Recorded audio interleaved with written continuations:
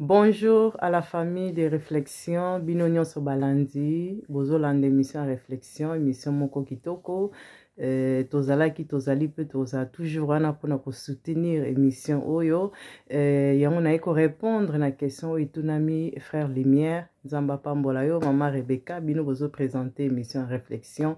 Ezo sala biso bien tant tozo mona bino boza toujours dans les temps, donc c'est bon. Na question itunami nabi na sala te fort vraiment Nzamba sala grâce pour na ko répondre. Vacances les qui tozaki tellement busy mais en tout cas Nzamba salinga grâce à pesingata et on a eu sous liboso na bino ko répondre na question itunami est-ce que eza malamu kokende kobala ndeko na ye na Afrique libala nini o ezali connu na miso Nzambe oyo ya mobali no ya ndaku ou bien oyo obali na ndeko na yo. Na question na ko répondre que ezana libala moko kaka oyo eza reconnu na miso Nzambe ezali libala oyo famille tango bakutanaka bapesi dot yango nde mutu esalaki libala ezala connu. Mais sikoyo awa na poto nde tozaka na Europe awa eza bamindele basala ngovuma te. Mais biso ba-africain tosala yango.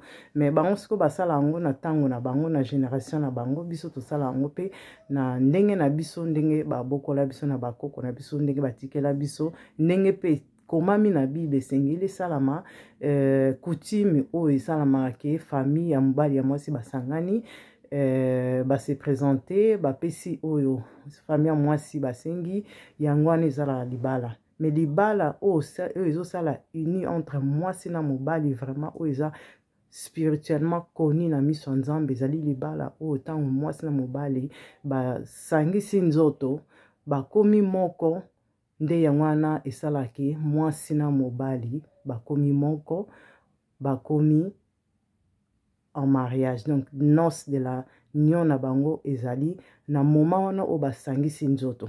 Donc libala ya solo yango wana ezali ke na moment oyo mwasi na mobali bosangisi nzoto pona loba bien yango wana nde libala ebandi a partir wana ebandi nango pete na lobake na ndenge famille se présentaka ou bien tant ba kopesa mbongo ya libala tant ba osala feti ou bien tant ba osala civil ou bien tant ba osala religieux. Non, libala ebandi kaka na moment oyo yo mwasi na mobali bosangisi nzoto na bino sexuellement tant bosangisi nzoto nde libala ebandi na moment na ya noce wana.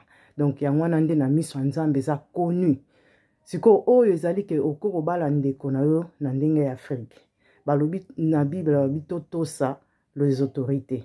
Donc siko oyo na ndenge ya kotosa autorité eza malamu te eza mabe kosala ngo. Pourquoi po oza ndeti ke o se soumettre te ozo respecter liloba Nzambe te po Nzambe alobi to se soumettre pour les autorités tosa bango o balobi esengeli yango tosala. Siko bango balobi ke po mwasi na mobali bazala connu awa sur la terre des hommes il faut sala civil.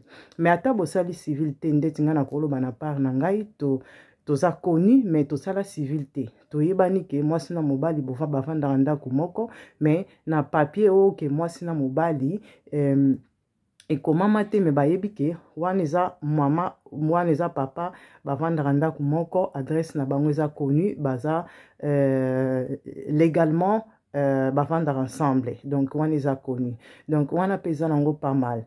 Donc ceux qui déjà ke yo mwasi okobala ndeko na en Afrique ke kuna bo enregistrer ba papier bo balani libala wana eza nango libala kaka ici sur la terre na terre oya batu tout donc ya biso batu. Donc eza nango te ke eza mabe na miso Nzambe mais ezali ke yo mutu o respecter mibeko ya Nzambe te. Et mibeko wana loko respecter ngo te eza na ba conséquences wana ezali ke bakoki kokanga yo soki batrape yo bakoki opesa yo amende soki eko reconnaître ke libala ni zaki ya faux. Même en Europe tu pe batu basala on se bamoni ke za faux bakoko opesa bino amende tout comme bakoko bengana bino na mboka ngo ou bien bakoki kopesa bino bakotia bino na prison. Donc yango na ba conséquences ezali mais spirituellement eza na conséquences place mon côté.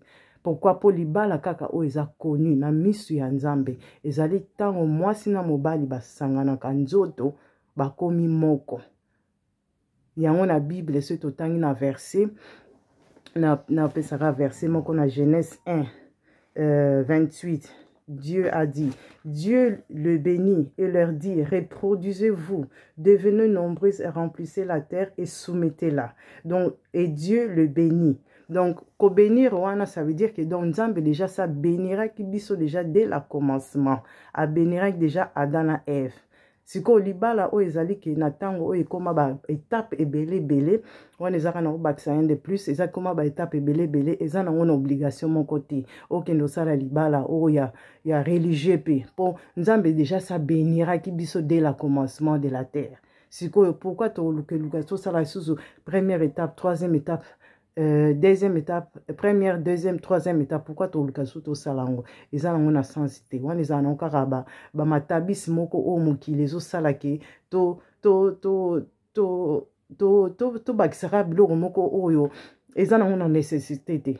Mais oyo alinga sala asali na ye pourquoi pour alingi pasteur na ye a bénir ye une fois de plus. Mais ceux qui totali bien Nzambe déjà ça bénir biso déjà dès le commencement de la terre. Donc tous on a besoin sous-sauter donc luka pasteur moko ou bien mutu moko aya ko bénir biso na kati ya libala non. Eza na une importance te. Donc libala o réponse nga na kopesa libala wana oyo ndeko na koko bala na Afrique eza mabe na miso nzambe po eza ndeti o respecter mibeko nzambe te o se soumettre na la loi te. Donc eza mabe eza na conséquence yango ezali ke okoki kozwa okozwa nini okozwa contravention okokota prison donc mabe nango yango wana mais spirituellement il y a aucun mal à ça. Mais mal kaka ezali kaka mabe ndenge otosi mibeko te po eza ndeko na yo. Mais libala oyo ekozala eza bien ezali oyo zana ngona mbali na yo na ndako na yo bosangani nzoto yango nde libala donc ça veut dire que ozano kaka na mobali moko mais na loi awa bazandeti mibale pourquoi pour yo respecter mibeko te siko soki pe Nzambe asalike o se retrouver na nde babengango karma ezaki donc osali mabe ane kolanda yo donc karma no ozwa karma na pourquoi po otosi mibe côté donc mabe ezaka yango wana mais mabe ezate ke o mwasi azana mibali mibale ou bien mobali azana basi mibale po akenda ko bala ndeko na ye non mabe ezana place wana te spirituellement ezana mabe te mabe ezaka ke otosi mibeko ya Nzambe te, o respecter Nzambe te, o respecter la loi o ya pesite, c'est ça. Donc yango wana kana ngana répondre Nzamba batela bino, ba bon week-end na bino nyoso. Bye bye.